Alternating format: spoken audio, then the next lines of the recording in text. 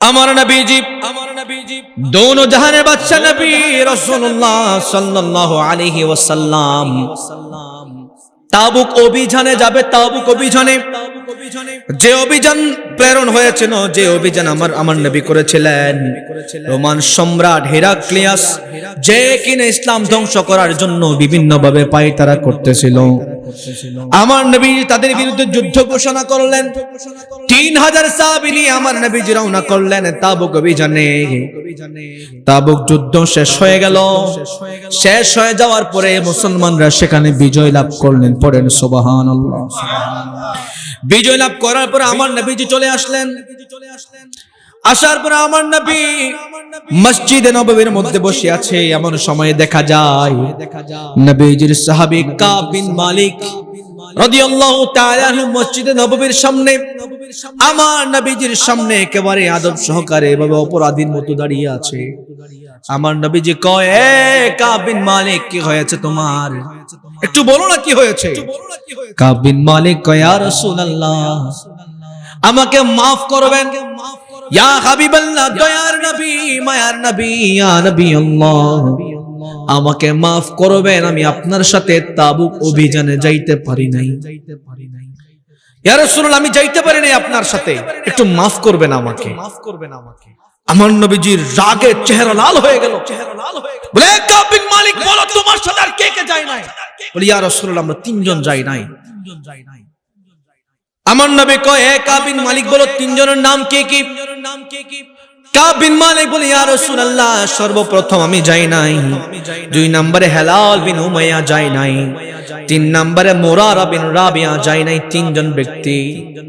আমার নবীজি চাইলে 3000 সাহাবী তাবুক অভিযানে গেল, 3 জন না যাইলে কোনো কিছু যায় আসে না। আমার নবীজি তো চাইলে বলতেন ঠিক আছে সমস্যা নেই, কিন্তু সেটা বলেন নাই। ইসলামের শিক্ষা দেখেন, আমার নবীজির শিক্ষা দেখেন। আমার নবীজির রাগে চেহারা লাল হয়ে গেল। এরপর ঘোষণা করলেন, আমার সাহাবীরা কাব বিন মালিক, হেলাল বিন উমাইয়া, মুরারা বিন রাবিয়াকে আমি রাসূল বয়কট ঘোষণা করলাম। যারা এই 3 জন ব্যক্তির সাথে কথা বলবে তাদেরকেও বয়কট ঘোষণা করেছেন কে? আমার নবী মুস্তাফা। বলে সুবহানাল্লাহ।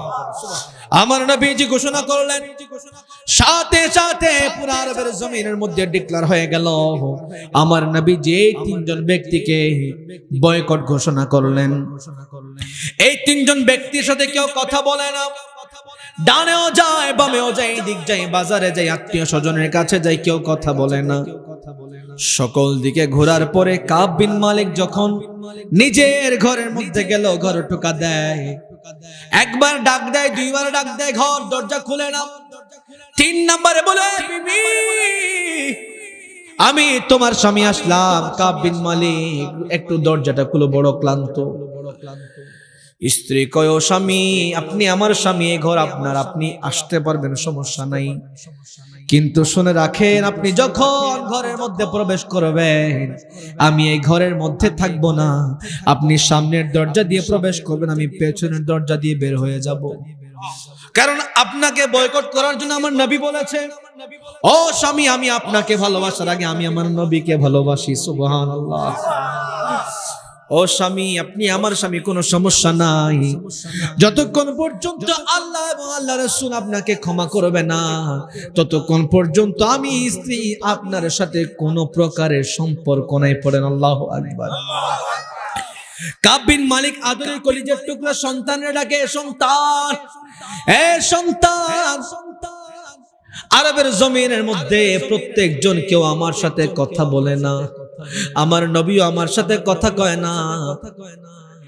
আমার কলিজার টুকরা, আমার নবী আমার সাথে কথা কয় না। এই আমার সন্তান, কলিজার টুকরা সন্তান, একটু বুকে আসো না। ওই সন্তান কয়, বাবা, আমি আপনার বুকে আসতে পারবো না। আপনাকে বয়কট করার জন্য দুনিয়ার অন্য কেউ নয়, আমার নবীজি ঘোষণা করেছে। আর সুবহানাল্লাহ জোরে কইতেন না নি? আপনাকে বয়কট করার জন্য আমার নবী বলেছে, যতক্ষণ পর্যন্ত আমার নবী আপনাকে মাফ করবে না, ততক্ষণ পর্যন্ত আমি সন্তান আপনি বাবাকে বাবা বলেও ডাকবো না। সুবহানাল্লাহ।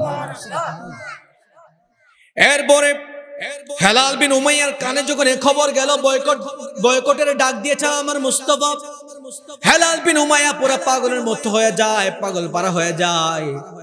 এই দিকে ডিক্লার করে দেওয়া হলো, হেলাল বিন উমাইয়া সহ তিনজনকে ডিক্লার করা হলো, তারা যেন কোনোভাবে আমার নবীর সাথে যোগাযোগ করতে না পারে। এবারে কেউ আমার নবীর সাথে সাক্ষাৎ করতে পারে না। দূর থেকে ঘুরে হেলাল বিন উমাইয়া আর কিছু করতে না পেরে একেবারে মসজিদে নববীর সামনে এসে নিজের হাতগুলো নিজে বাঁধলেন। বাঁধার পরে সেখানে পড়ে আছে, শক্ত করে বাঁধলেন। 40 দিন পর্যন্ত হেলাল বিন উমাইয়া মসজিদে নববীর সামনে কাতরাচ্ছিলেন। হাত যে বেঁধেছে, এত শক্ত করে বেঁধেছে, সেইখানে পচন ধরে গেল, হাত কাটা শুরু হয়ে গেল রশির বাঁধনের কারণে। এরপরে মুরারা বিন রাবিয়া যখন শুনতে পারলেন, রাবিও পাগল হয়ে যায়। কোনোভাবে আমার নবী তাদের ক্ষমা করে না। 40 দিন পরে আমার আল্লাহ পাক রব্বুল আলামিন এলান করেন, জিবরাইল আমিনের পাঠাই দেয়, এ জিবরাইল যাও যাও যাও আমার বন্ধুর কাছে যাও। আমার বন্ধুরা যাই কইবা আমার আমার আমার বান্দা আমার নবীজির 3 জন উম্মত যারা যুদ্ধের মধ্যে যায় নাই, তাদেরকে আমি আল্লাহ ক্ষমা করে দিয়েছি। আরো জোরে কন্যা সুবহানাল্লাহ।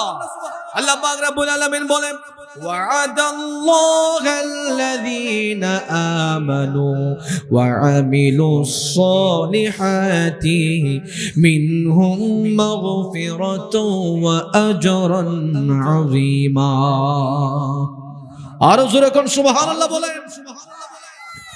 এত মোহাব্বত করতেন আমার নবীকে, আপনি অবাক হয়ে যাবেন। আমার নবী যে জবান দিয়ে বের করেছে, স্ত্রী তার স্বামীকে পর্যন্ত ভুলে গিয়েছে। সুবহানাল্লাহ। শুধুমাত্র আমার নবী বলছে, এই 3 জনের সাথে সম্পর্ক রাখবা না। আরে আত্মীয় স্বজন পাড়া প্রতিবেশী তো বয়কট করেছে, নিজের স্ত্রী পর্যন্ত বয়কট করে দিয়েছে। সুবহানাল্লাহ। কারণ তারা আমার নবীর জবানকে এত ভালোবাসতেন।